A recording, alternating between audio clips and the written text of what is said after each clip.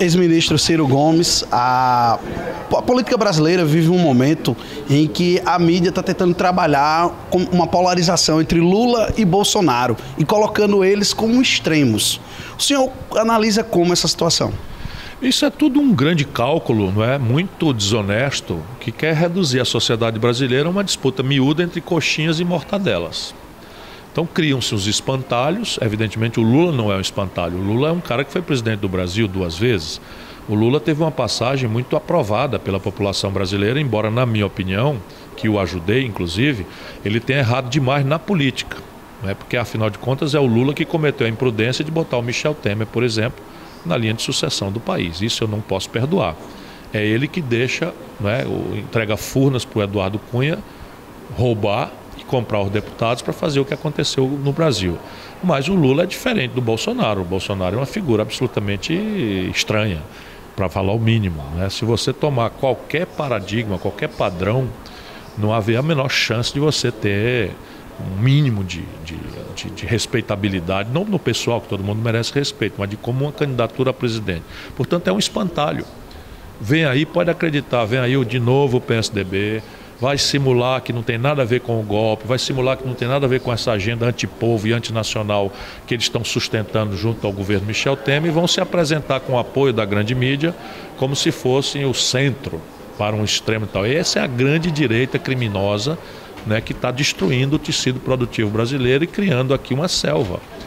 Por exemplo, o Brasil teve 62 mil homicídios nos últimos 12 meses. 62 mil brasileiros, jovens, pobres, negros, caboclos, mortos nos bairros das cidades do país afora, e pelo comando de facções criminosas que se organizaram nos presídios de São Paulo durante os 24 anos de governo do PSDB. Isto é o que nós precisamos tomar cuidado no Brasil.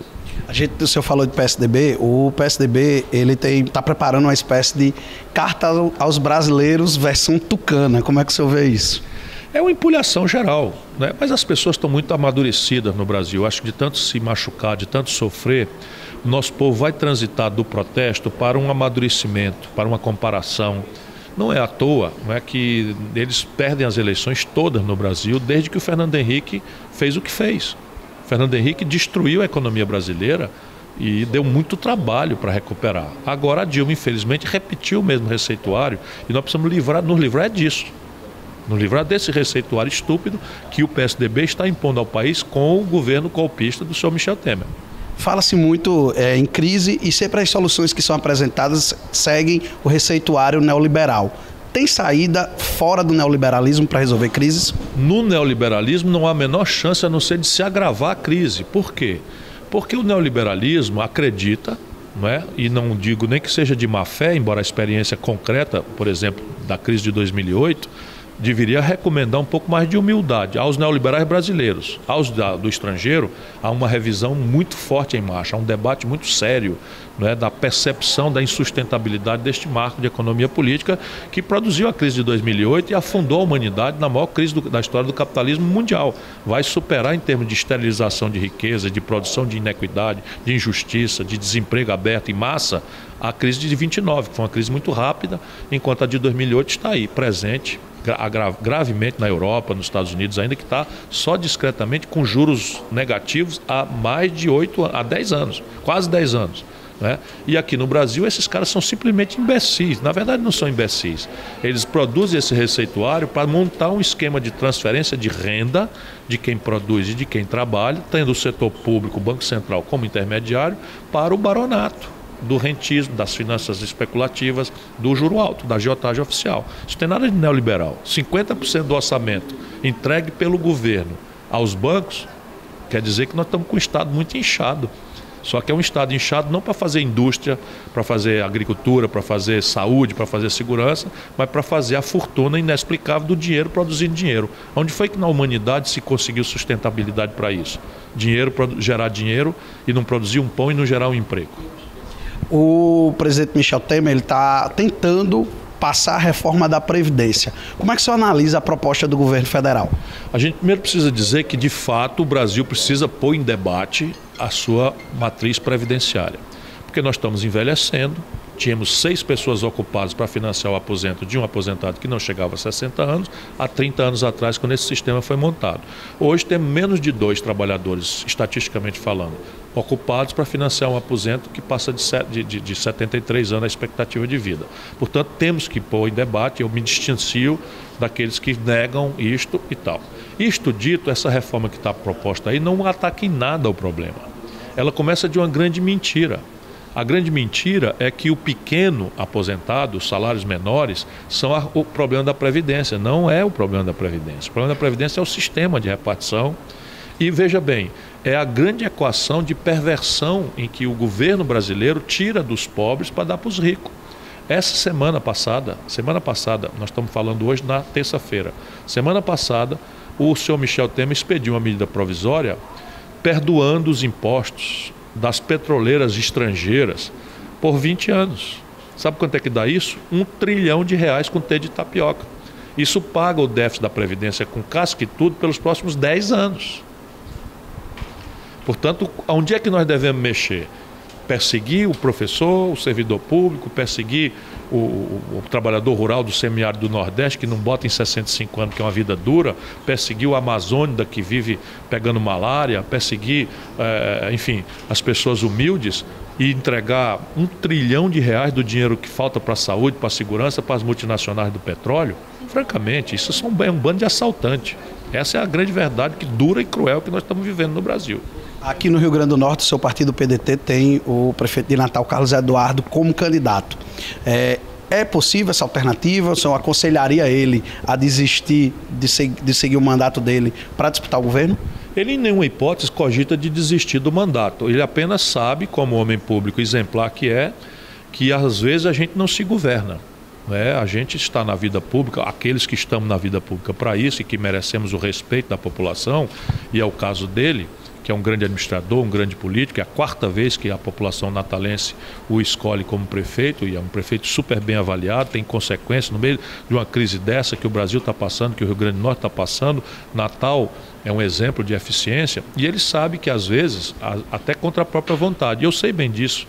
Tudo que eu queria na minha vida lá quando eu tinha 29 anos era ser prefeito de Fortaleza, e eu estava prefeito de Fortaleza, amando aquilo, quando de repente o estado do Ceará entrou em risco.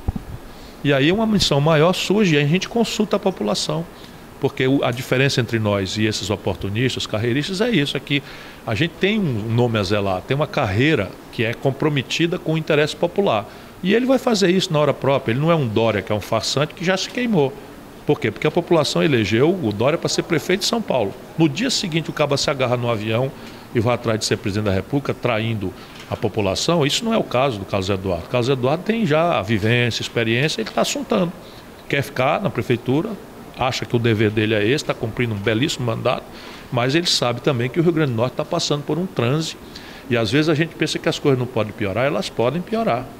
A incompetência, ela não tem partido. A incompetência, infelizmente, frequenta muitos partidos. A falta de seriedade também não é monopólio de nenhum partido. Tem muita gente que faz discurso moralista e não tem seriedade real.